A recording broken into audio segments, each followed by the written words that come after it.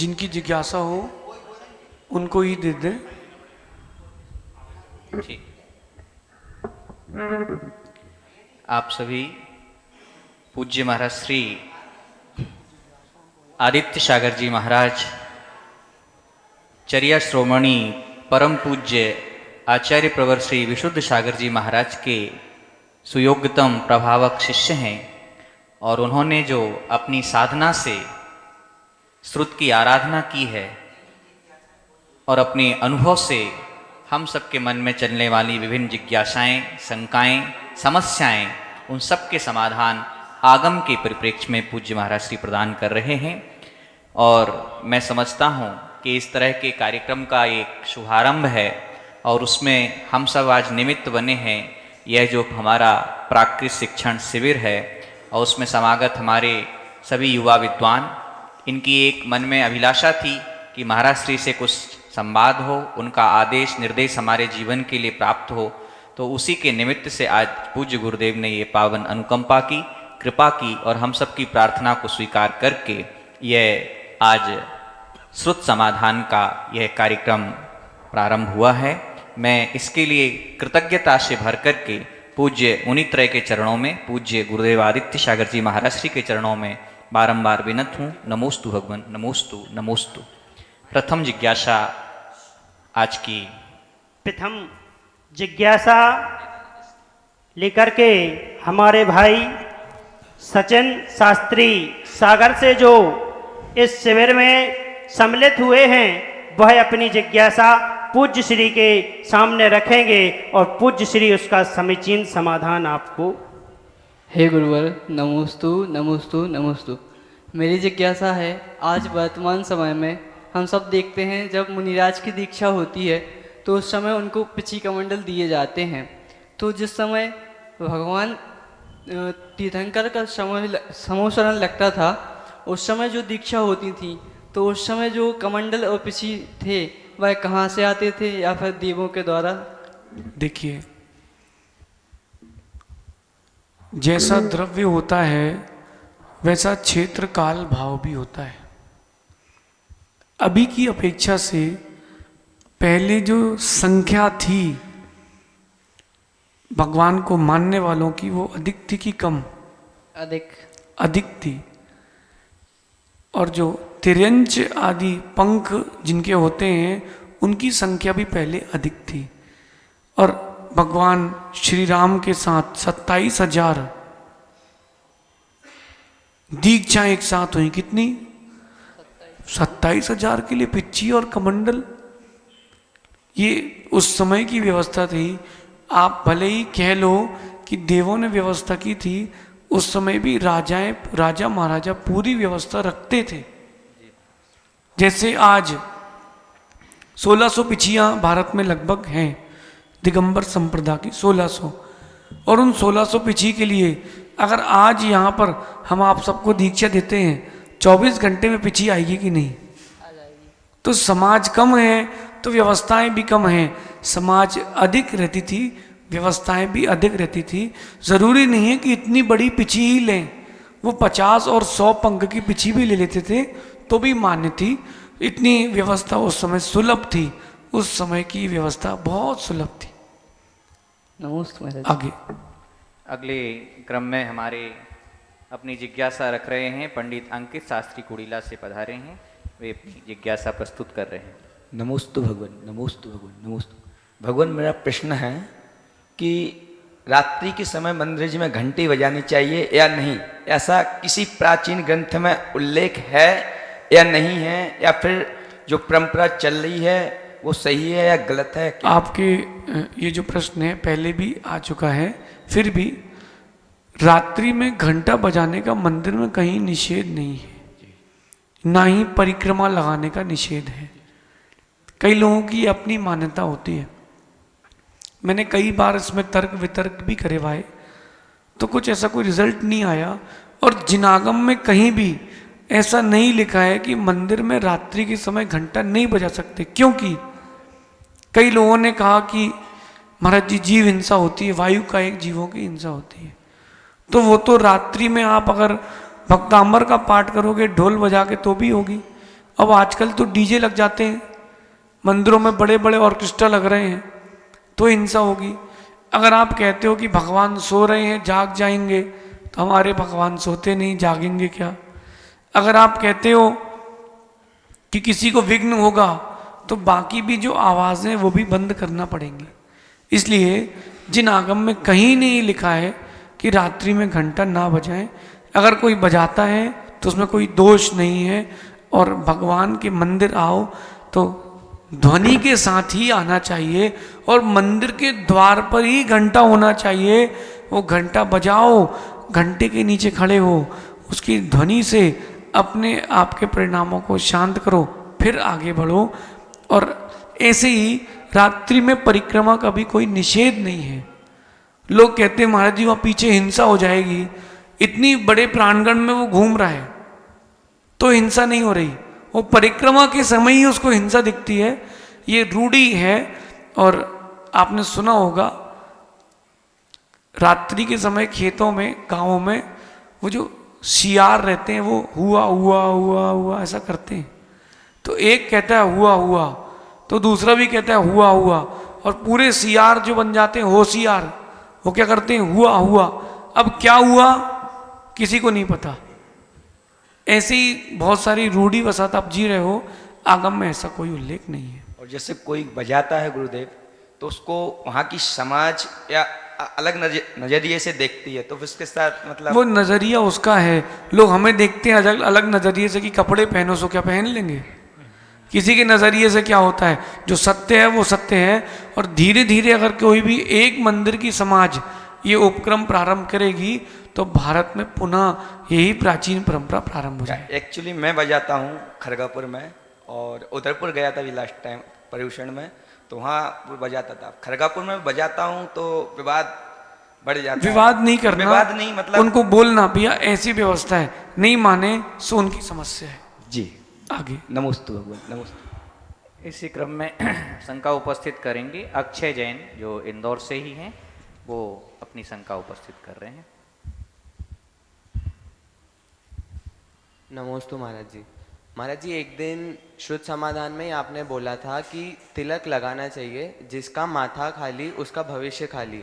तो जैसे कुछ मंदिरों में पीला तिलक मिलता है, कहीं पर चंदन की लकड़ी घिस करके बनाया जाता है, तो कुछ और भी लगा सकते हैं क्या? देखिए चंदन तो वर्तमान में कोई घिस ही नहीं रहा बेटा।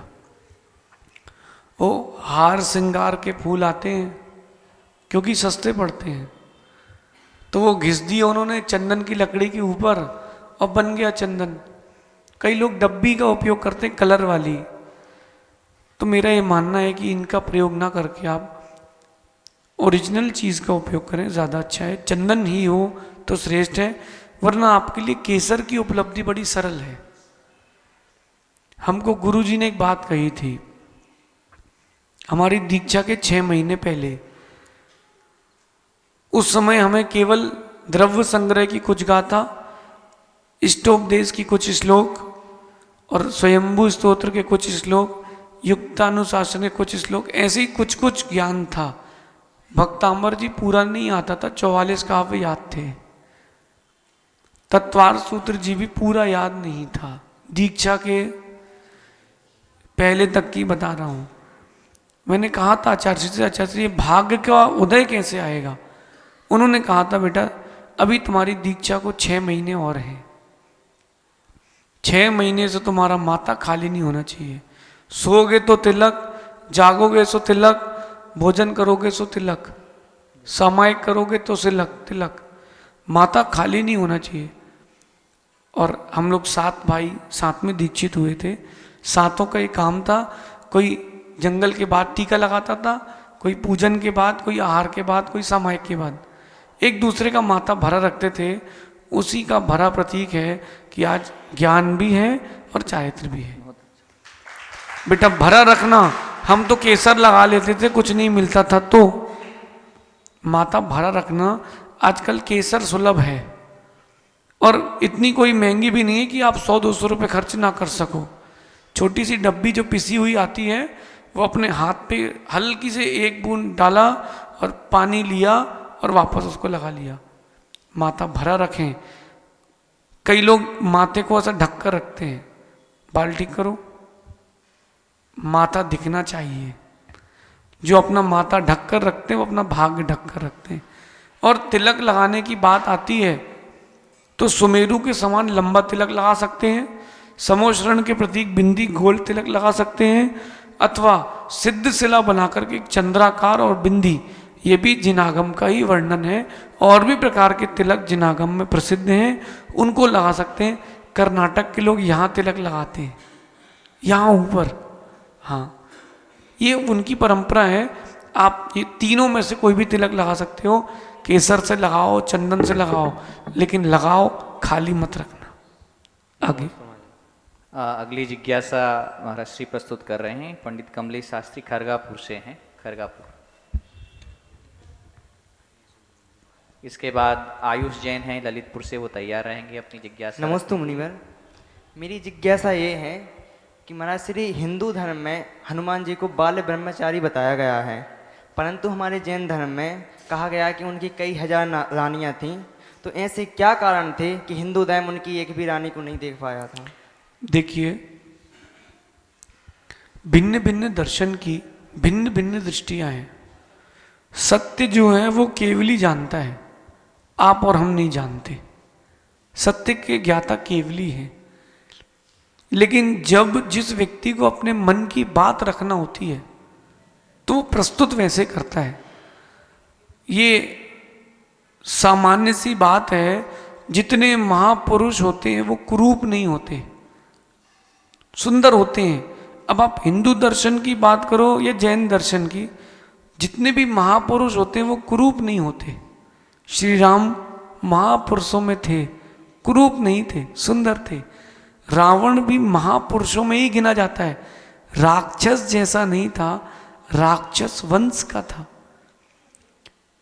हनुमान, जिन आगम की बात करें तो कामदेव थे और मोक्ष गए थे, श्रेष्ठ पुरुषों में थे। महापुरुषों में 169 महापुरुषों में उनकी गिनती थी। लेकिन देखना, कई अज्ञानियों ने उनका रूप विकृत कर दिया। हम कहते हैं कि अगर आपको उनको पूजना है, किसी भी अवस्था में पूजो, लेकिन उनको सुंदरता के साथ तो पूजो। कम से कम आप इतना तो विचार करो कि जिनको परमात्मा मान रहे हैं उनको रूप तो उनका अच्छा हो। आज कुछ राजा सूर्यवंशी हुए तो उनका चेहरा सूर्य जैसा नहीं हो जाता। कुछ राक्षस वंशी तो राक्षस जैसे नहीं हो जाते। कुछ वानर वंशी थे तो वो वानर जैसे नहीं हो जाते। ये व्यक्ति की स्वयं की अज्ञानता है। मेरी एक जिज्ञासा है, जो उनके रूप बिगाड़ करके उनको पूछते हैं, उनसे मेरी प्रीति से, प्रेम भाव से जिज्ञासा है कि हनुमान ने तो विवाह नहीं किया आपके यहाँ पर, अन्य दर्शन की बात करते तो, लेकिन जो नल, नील और सुग्रीव बाली थे, इन्होंने तो विवाह किया था। तो इनकी रानियां जो थी वो सुंदर दिखाई गई कि बंदर जैसी? बोलिए, सुंदर दिखाई गई। तो ये प्रक्रिया मनुष्य के शरीर की है। मतलब वो जन्म देंगी अगर बच्चों को तो वो बंदर जैसे, और बच्चियों को तो सुंदर। ऐसा कहीं कोई कथन नहीं मिलता। ये व्यक्तिगत व्यक्ति की अज्ञानता है। श्री राम को, हनुमान को अथवा लक्ष्मण जी को जो भी पूज रहा है, मेरा सबसे एक ही बात कहना है, उनको कुरूप बना करके ना पूजे। आगे नमस्ते। आयुष जैन ललितपुर से हैं, अपनी जिज्ञासा रख रहे हैं। आयुष जी। नमस्ते गुरुवर।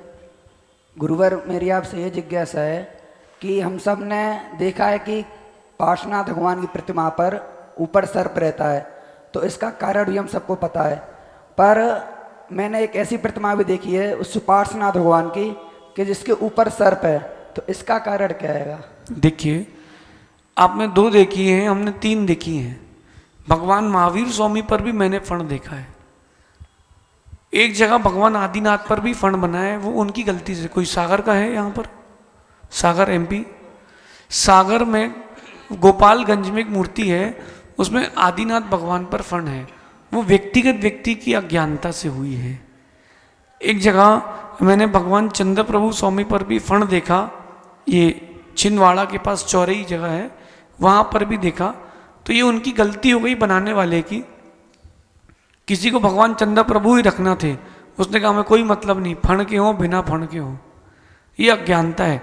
लेकिन तिलोय परिणति में कथन आता है कि 3 तीर्थंकरों के ऊपर उपसर्ग हुए इस हुंडा अवसर्पणी काल में, भगवान सुपार्श्वनाथ, भगवान पार्श्वनाथ, भगवान महावीर स्वामी। भगवान पार्श्वनाथ पर क्या उपसर्ग हुआ है इसका कथन नहीं मिलता, लेकिन उपसर्ग हुआ है ये कथन तिलोय परिणति में उपलब्ध है। भगवान पार्श्वनाथ का उपसर्ग सबको पता है, और भगवान महावीर स्वामी के ऊपर भी उपसर्ग हुआ था। ये इंदौर के पास उज्जैन, और उज्जैन में क्षिप्रा नदी के तट पर अंतिम रौद्र ने उनके ऊपर उपसर्ग किया था, ये अपने को पता है। ये जो फण है ये उनके उपसर्ग के प्रतीक रूप है। अगर आपको देखना हो भगवान पार्श्वनाथ, सुपार्श्वनाथ और महावीर स्वामी, इनके ऊपर फण देखना हो तीनों के ऊपर, और कोई प्राचीन प्रतिमा देखना हो तो मैं आपको दिखा सकता हूं। देखना है, सागर के पास एक गांव है मालथोन। मालथोन में आप मंदिर के अंदर जाना, और उल्टे ही हाथ में भगवान महावीर स्वामी उस प्रतिमा के मूल नायक हैं, और आजू बाजू 2 प्रतिमा और हैं जिनमें फण है, सफ़ेद मार्बल की वो प्रतिमा है और बहुत पुरानी है। ये उपसर्ग का प्रतीक है। और कभी अभिषेक भी करो तो ये मत सोचना सांप पे कर रहे हैं, ये भगवान की प्रतिमा पूरी एक साथ प्रतिष्ठित होती है। अंतिम प्रश्न कर लें, शेष आगे।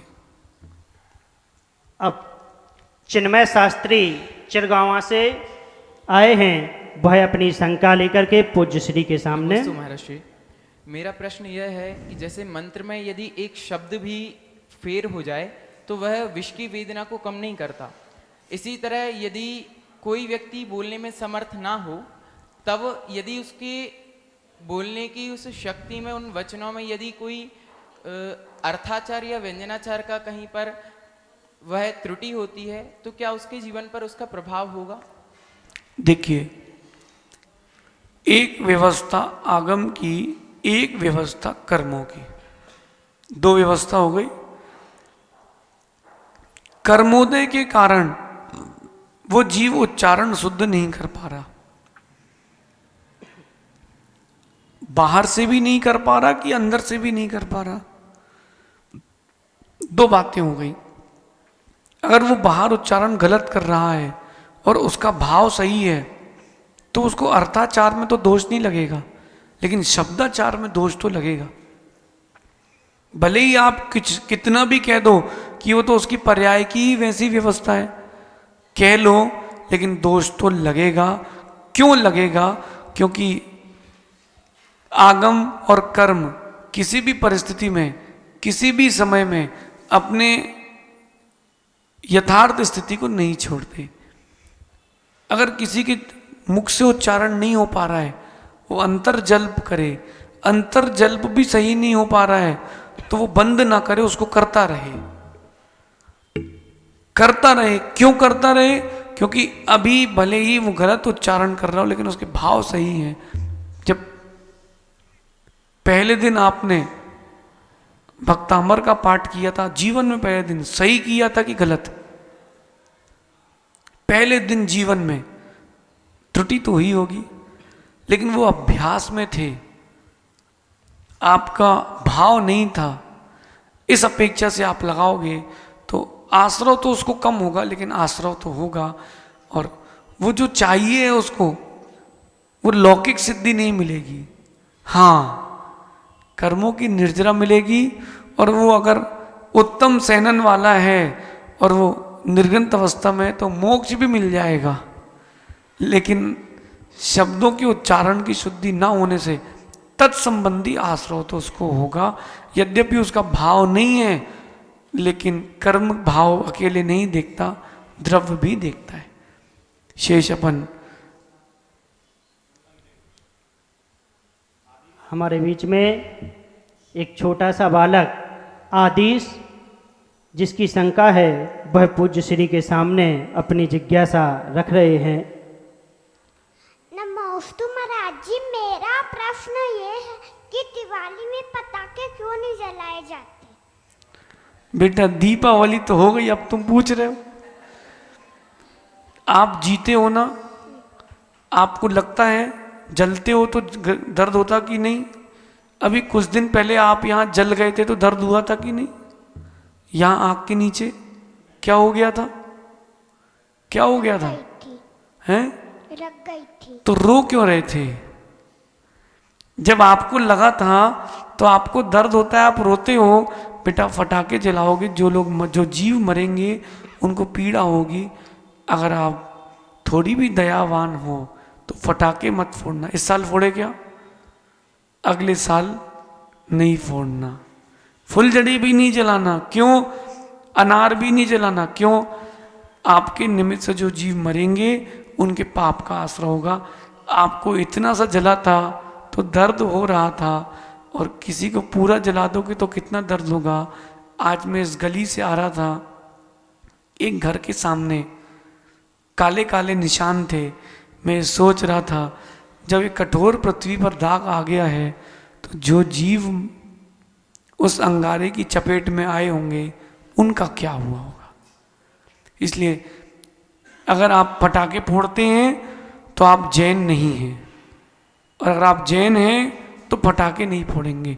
अब आपको जो करना है सो विचार करें, शेष आगे विचार करेंगे। भगवान महावीर स्वामी की जय। आचार्य भगवान गुरुवर विशुद्ध सागर जी महाराज की जय। पूज्य मुनि श्री